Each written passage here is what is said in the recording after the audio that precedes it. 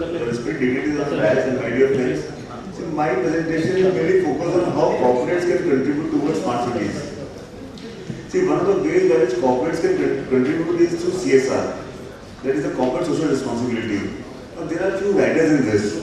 So this CSR Act which has come, this mainly focuses on development of local communities around the industries.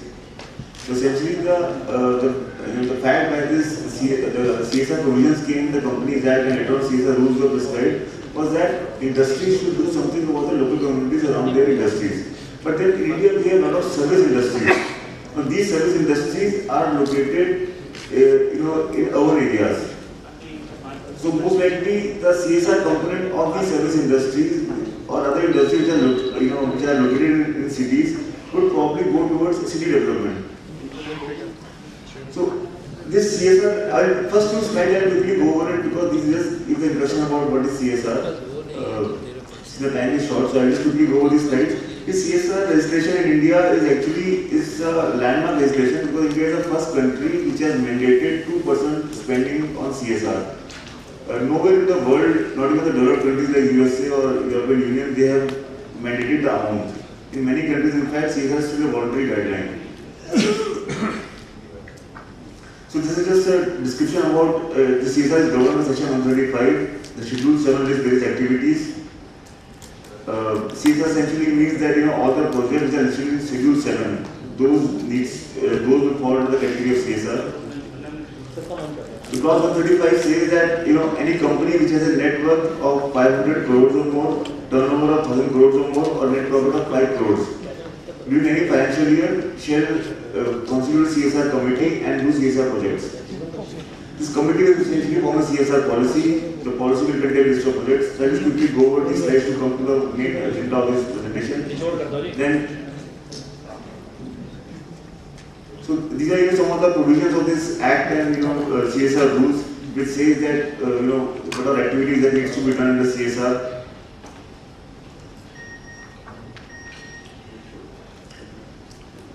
Then these are requirements of the directors, for the CSR committee. Then a policy has to be made. This policy will contain a list of projects. Now, what are these projects? These projects essentially relate to eradicating hunger, promoting education, promoting gender equality, ensuring environment sustainability, protection of national heritage, measures for benefit of armed forces, then contribution to climate change relief fund and rural development projects. So these are some of the various requirements for CSR reporting. That in the director's report you have to give a CSR report also. So they are given a format. These are the various things that need to be done in the report. So this is a format that has been prescribed. So all of this CSR provisions have come, but still there are challenges. The way CSR is defined itself is a challenge. They have just defined CSR that it's a list of activities. You do any of these activities, they fall under CSR. But essentially, CSR definition, is much more wider. See, world over, CSR and sustainability are converging. CSR essentially links to triple bottom line approach, like how you address the social, environmental, economic impacts.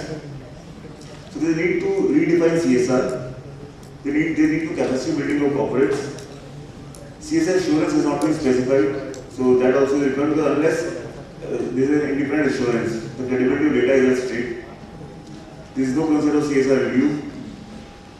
Essentially, corporates have to see the business case for CSR.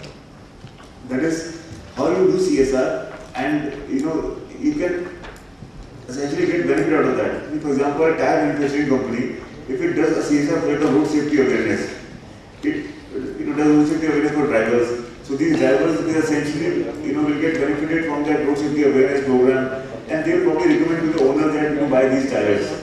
An FMCG company, if it does a hygiene campaign in the communities, the villages become aware of the hygiene and cleanliness, so they are more likely to buy their products. So in that way, you can link CSR to business strategies. So there is no provision that what happens if you don't spend CSR amount. Even CSR expenditure is not tax deductible. So now, coming to the main agenda, see what are the various activities in CSR that are linked to smart cities. See, as per Schedule 7, promoting preventive healthcare, sanitation, making available safe drinking water, these are requirements of the city. See, promoting education and environmental sustainability. Like in the morning, we saw that some countries they have defined smart cities in terms of reducing CO2 emissions. So now the renewable energy is covered under CSR. So now any corporate which work on renewable energy, like wind, solar, hydro projects, solar water heater for household, solar lights, industries which are located in the industrial areas in the cities, they can put a biomass-based cogeneration plants. So these renewable energy also is very important because it reduces the dependence on fossil fuel. It reduces CO2 emissions. See, you must have observed in the last couple of years there have been certain extreme events. See, for example, in the Jammu Kashmir floods, the meteorology department has said that 3 low pressure areas that came over Jammu Kashmir. One was coming from the Gulf side, 2 were coming from this side. So now, why all these events have been happening now? They were not happening earlier. See, in the US, every year you will see some hurricane in Florida. So there have been a lot of research studies which have actually linked these extreme events to greenhouse gases, climate change effects. And now where this climate change effect comes? Climate change effect comes from more CO2 emissions. Now why these CO2 emissions are increased? Because we consume more fossil fuel-based energy. More we have coal-based power generation, so more would be the CO2 emissions. So this renewable energy and this energy efficiency, these tend to reduce the CO2 emissions. So any smart city needs to have energy which is renewable based, needs to have more energy efficient equipment installed in the buildings. See, there are a lot of commercial buildings in smart cities. So these commercial buildings need to have energy efficient lighting, they need to have energy efficient major air conditioning system.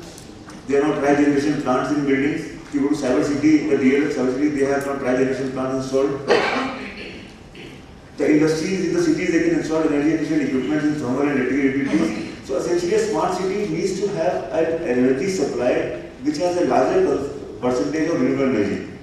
And it needs to have more energy efficient equipment installed in buildings, in the industries, in the houses. And even a smart city needs to consider environmental sustainability. See, rainwater harvesting is required, reduce, reuse, recycle of waste, reducing air water emissions by going beyond compliance. See, this is an example of Yokohama Smart City project in which they had defined a smart city by reducing CO2 emissions. So they had built up, in terms of reducing energy. So they used to have a community energy management system for community as a whole, a home energy management system for houses, and building energy management system for commercial buildings and industrial electric vehicles. So the way this Yokohama they have defined smart city was that by reducing the overall CO2 emissions. Now how do you reduce CO2 emissions? You reduce energy. And it really benefits because if you reduce energy, energy is a cost. So by reducing energy, you are reducing your cost. So the main emphasis of my presentation was in terms of renewable energy efficiency requirements for a smart city and how corporates can contribute towards that. Summary, the corporates can utilize the CSR fund towards developing smart cities provided they fall under Schedule 7. Some of the activities in Schedule 7 can have a major role in developing smart cities like renewable energy, environmental sustainability, energy efficiency. And CSR and sustainability plays a crucial role in economic, social and environmental well-being of society. See, ultimately, the very concept of sustainability is that we have to give it back to society what we have taken from society and future generations do not suffer. I think that's all. Thank you.